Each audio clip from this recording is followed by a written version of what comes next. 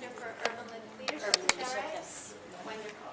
And share with us, Q, with your experience in City Redeeming City, with your work with developing youth or urban development. All right, I'll make sure I keep an eye on the timekeeper.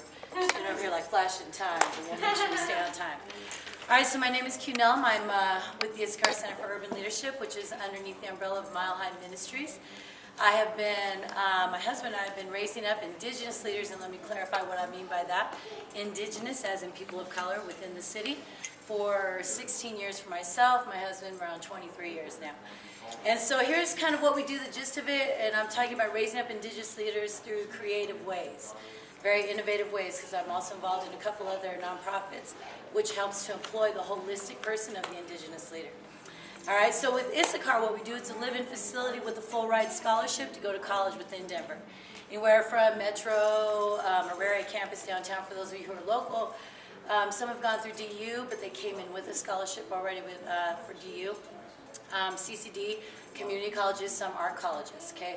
We are funded primarily by one wonderful donor for the academic part for it. And so with this, we have about 12 live-in college-age students, anywhere from the ages of 18 to some have been in their early 30s, actually, coming in there into the program. Very similar to my sister over here.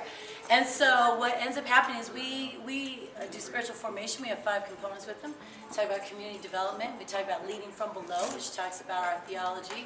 Our theology is based on dealing with Jesus from his human side, as well as his deity. But because there are so many churches that focus on the deity of who Jesus is, we focus on the dirtiness, the rawness of who Jesus was on earth for a time. Okay, so it kind of takes your whole theology to a twisted sense and brings it back in to kind of claiming what you believe. We also talk about leading from within, which is our spiritual formation piece. And what that does is allow us to really form and shape your beliefs. You come in with one mentality, you leave with another, and then what these guys have to do is now they got to claim what they believe. Why do I believe what I believe? Is it because Grandma made me go to church? Is it because I'm here with Issachar? Is it because I'm supposed to be believing this? But the whole point is that they're trying to figure that out within that. And then on top of that, they have a work study or a leadership, which it means they have to serve 8 to 10 hours volunteer leading, not passing out the papers in the classroom. They got to be, leading the classroom lesson or leading the Bible study, something to where they're employing that within themselves, because we're raising up leaders within the city. And then also, what they do is they get involved in the community. So community is huge. That means being a liaison, helping with the local school, raking up somebody's leaves, some of the neighbors, bringing cookies, to a neighbor in that sense. So we try and really hit them on all cylinders. And there are about 5 of us on the leadership team within Issachar. And so we do that with them. Other arenas that I do to raise up creative leaders, because I try and filter our students, if anybody knows anything about Denver, on the east side anyhow, in the black community, a lot of us are very well connected. So we kind of filter our students through whatever ministry we can get them through, what other resources we can get them into to help build them up, because it is rough out there.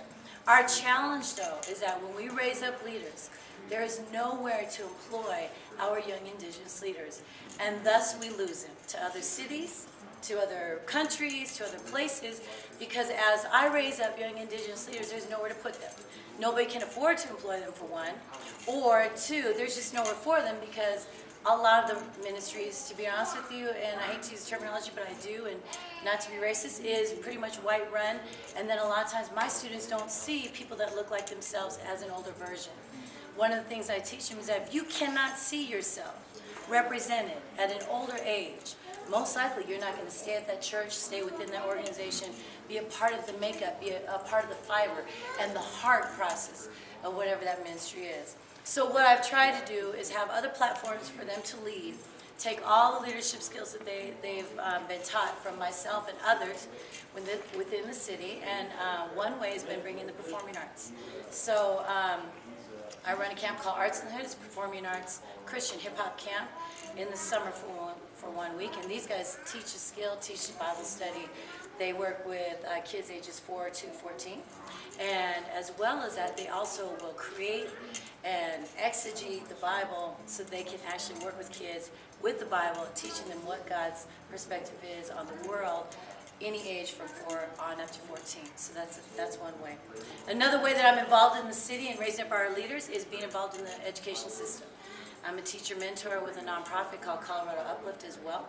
And so I teach at East High School, and what we do is we teach leadership skills and character education, because that's a piece that's missing nowadays. Just a basic character education that we used to get, you're kind of growing up, it's typical, say you're sorry, say please and thank you. It's just not, you know, it's not pumped anymore. It's not like shot in the bloodstream anymore like it used to be. And so just something simple like that helps us to create the wholeness of the young Indigenous leader. So, biggest struggle out of everything I'm saying right here is being able to make sure that we have somewhere to put these guys. They've got to have somewhere to go or we're going to lose them. And then we can't complain about it, can we, once they're gone, right?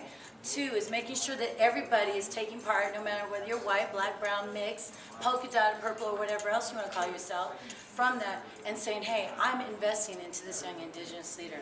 And then 3 is making sure that through the love of Christ, that you're ready to deal with the rawness of the love of Christ. That there is more to Christ than just the deity from the pulpit. And that there is some very rugged, real, rough, nasty conversations that you got to have with these guys to help make sure that they are a holistic person. And then when we have that space available, that we bless them, commission them off, and that they're ready to go to be an investment into our organizations. Questions, comments, thoughts? Clarifying questions, I think. Clarifying that. Good? We're good? All right. Thank you. Thank you.